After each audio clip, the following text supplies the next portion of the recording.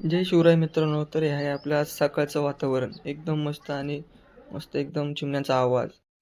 कसं काय मंडळी, तर आज आपला केमिस्ट्रीचा पेपर म्हणलं जरा आवरून घेऊया आणि मग नंतर चहा करूया. तर सर सकाळी गेलो म्हणलं जरा चहा ठेवावं चहा पिण्यासाठी. मग चहा वगैरे ठेवला.